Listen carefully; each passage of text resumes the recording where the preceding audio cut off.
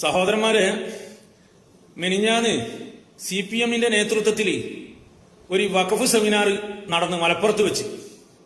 എന്തായാലും വഖഫ് സെമിനാറും വഖഫ് സംരക്ഷണവും വഖഫിനെ കുറിച്ചുള്ള പറയാനുള്ള സുന്നി സംഘടനകൾ മുന്നോട്ട് വരേണ്ടതായിരുന്നു. പക്ഷെ അവർ വന്നിട്ടില്ല. ഏതായാലും CPM നടത്തിയ പരിപാടിയിലേക്ക് രണ്ട് സുന്നി പണ്ഡിതന്മാരെ ക്ഷണിച്ച്. ഒന്ന് ബഹുമാനപ്പെട്ട മുക്കം ഉമർ ഫൈസി ഉസ്താദിനെയും ഒന്ന് C മുഹമ്മദ് ഫൈസി ഉസ്താദിനെയും. അവർ രണ്ടാളും ആ പരിപാടിയിൽ പങ്കെടുത്ത് കൃത്യമായി വഖഫിനെ കുറിച്ച് വിശദീകരിച്ച് സംസാരിച്ച്. പ്രത്യേകിച്ചിട്ട് ബഹുമാനപ്പെട്ട മുക്കം ഉമർ ഫൈസി ഉസ്താദ് അദ്ദേഹം വഖഫ് ബോർഡിൽ ഒരു അംഗം കൂടി ആയതുകൊണ്ട് കൃത്യമായിട്ട് വഖഫിന്റെ കാര്യങ്ങൾ അറിയുന്നത് കൊണ്ട് അക്ഷരസ്ഫുടതയോടെ കേരളീയ പൊതുസമൂഹത്തിന് മനസ്സിലാകുന്ന രൂപത്തിൽ കാര്യങ്ങൾ വിശദീകരിച്ച്. അത് ചിലർക്ക് കൊള്ളേണ്ടവർക്ക് കൊണ്ടിട്ടുണ്ട്, പലർക്കും കൊണ്ടിട്ടുണ്ട് ആ പ്രസംഗം. അതിന്റെ അലയൊലികൾ പിന്നീട് മാധ്യമങ്ങളിലും സോഷ്യൽ മീഡിയയിലും നമ്മളിങ്ങനെ കണ്ടുകൊണ്ടേയിരിക്കുകയാണല്ലോ.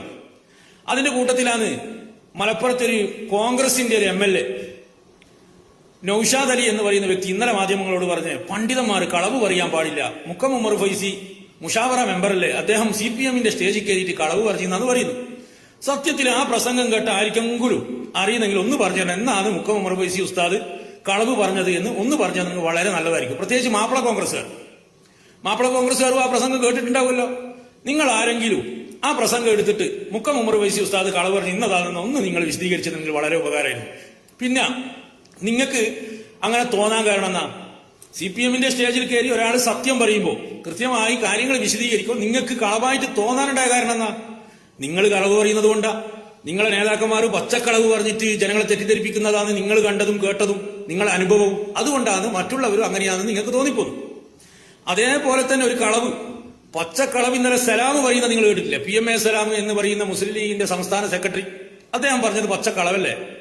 മാധ്യമങ്ങൾ ചോദിച്ച് മുക്കം ഉമർ ഫൈസി ഉസ്താദ് പറഞ്ഞതുമായി ബന്ധപ്പെട്ട് ചോദിച്ചപ്പോ അദ്ദേഹം പറഞ്ഞത് ആരാണ് മുക്കം ഉമർ ഫൈസി, ആരാന്ന് എനക്കറിയില്ല എന്നാണ്. നിങ്ങൾക്ക് തോന്നുന്നുണ്ടോ PMA സലാമിന് മുക്കം ഉമർ ഫൈസി ഉസ്താദിനെ അറിയില്ല?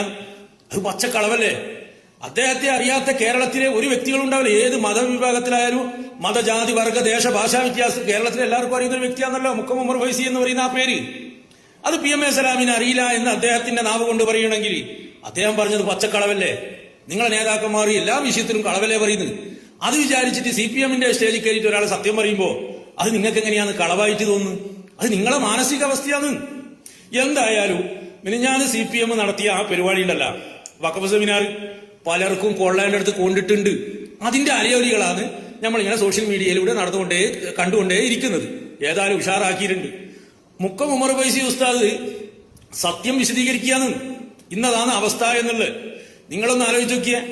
കേരളത്തിലെ വഖഫ് ഭൂമികൾ 90% പോട്ട് 80% അന്യാധീനപ്പെട്ട്. അതിന് ഉത്തരവാദിയാരാ? ഇവിടുത്തെ CPM-കാരാ? ഇവിടുത്തെ BJP-കാരാ? എല്ലാരോ ഇവിടുത്തെ മുസ്ലിം ലീഗുകാരല്ലേ അതിന് ഉത്തരവാദി? ആ മുസ്ലിം ലീഗുകാർക്ക് കൂട്ടു നിൽക്കുന്ന കോൺഗ്രസ്സുകാരല്ലേ, മാപ്പിള കോൺഗ്രസ്സുകാരല്ലേ അതിന് ഉത്തരവാദി അല്ലേ?